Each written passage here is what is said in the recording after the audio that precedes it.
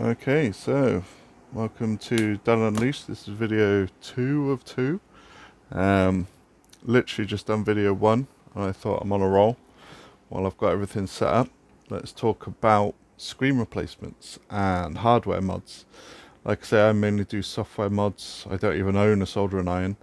Like to keep things on a budget. And these are a couple of things I've done. This is the Game Boy Advance SP. Absolutely great machine, bit of a classic, everyone loves it. This is a Game Boy Color. This is also a Game Boy Color. This is with a screen replacement, this is without a screen replacement. The only reason I'm showing you both is because of the bigger screen that you can see on the replacement.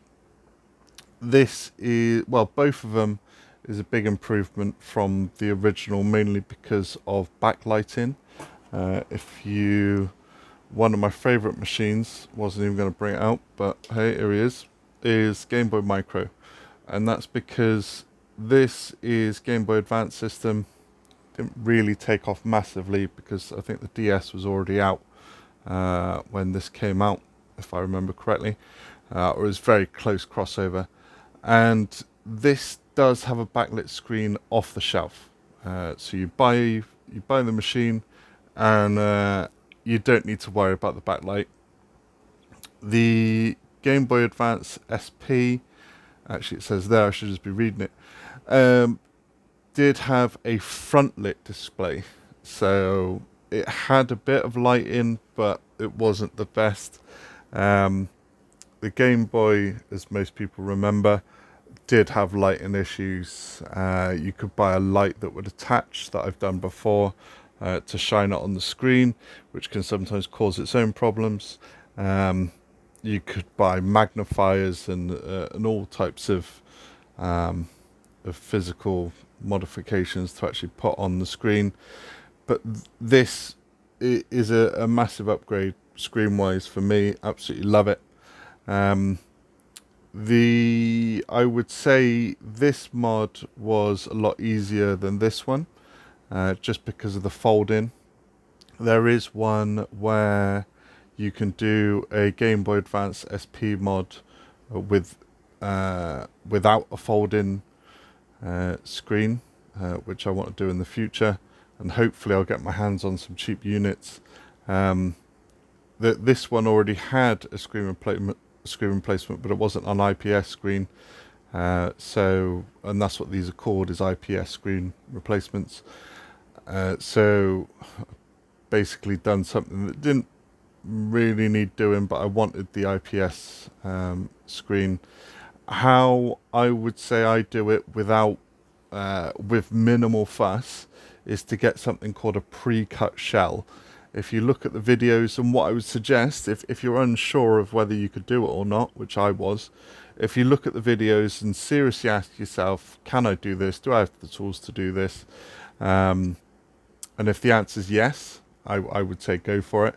I'd say if you're unsure, it depends how much you're willing to lose is also what I take into account. If you're buying a machine for, say, £40 or $50, something like that, you might be like, we'll take a risk and then have a punt and see if it works. But to be honest, the actual case replacements and the screens, they could cost you another $40-50. So you're probably talking about £80, $100 all in. But I would say if you're into your retro games, you're into your handhelds, I'd say it's worth it. I absolutely love both machines. The tricky one with this one is this hinge section in the middle. I watched one video where he had a nice easy way of doing it, but the other one it was a bit of a faff. And I was looking at the one where it was a bit of a faff, and then I had to look at the other one where it's a bit easier. So sometimes you need to cross-reference your videos on how to do it, or your instructions.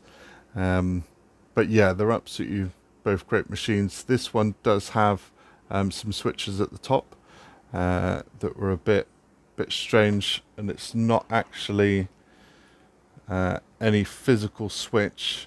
It's literally a piece of like touch paper kind of beyond the plastic, which absolutely blew my mind. But what I would say is that I've not soldered either of these machines. So there's a little button in the middle there that can change the brightness. That is not connected because I've not soldered the bit of wire that needed to do that.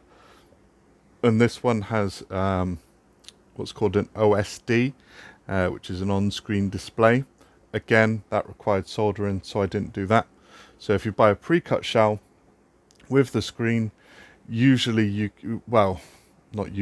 can do it without any soldering.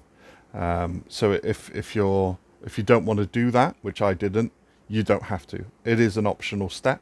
A lot of people will do it. Oh, that one's shut off. I think the battery's run out. But yeah, I would recommend it. This one also has a lithium polymer battery, or what they call a LiPo, LiPo battery. Unfortunately, I've been trying to get them for the micro as well, because there is issues with the Game Boy Micro battery. After time, any batteries degrade, and the micros, I found a lot of the batteries are just not up to snuff anymore. They used to have an absolutely great battery life, but now not so much. But obviously this is just double A's. I think there is battery replacements and things you can do, but I haven't done that yet. Again, because I don't want to go into the hardware bit that much. But this one, you can get LiPo batteries relatively easily in the UK where I'm based. You probably get them in the US. I know the micro, you can get LiPo batteries in the US, but because some companies are funny shipping batteries overseas, understandably, they won't ship to the UK.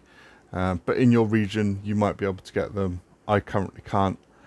This one is a bit of a mod. You'll get cowboy mods doing it, where they're literally just getting the battery controller and whacking it onto a new battery and then stuffing it in. So it looks a bit crazy, but I'm happy with it. Once it's in there, it's not like you're going to be fiddling with the battery anyway. So once it's in there, it's pretty good, but it can look a bit funky when you get it. But it's really down to you if you wanted to use the original battery or if you wanted to replace it with a LiPo. But yeah, that was just a video on my hardware mods, which, like I say, I don't really do very often. But with the pre-cut screens and the kits all being pretty much done for you, all you need to do is put it all back together. If you've got the confidence to do that, I would suggest doing it, or maybe even get a friend who's quite technically good with that type of thing.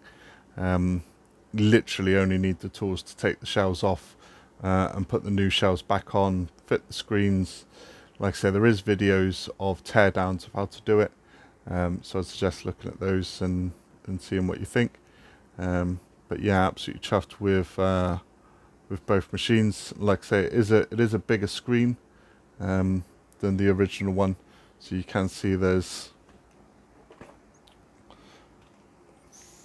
a bit of a difference on the size, but yeah, it's definitely worth doing, I'd say. Anyway, I'll see you soon.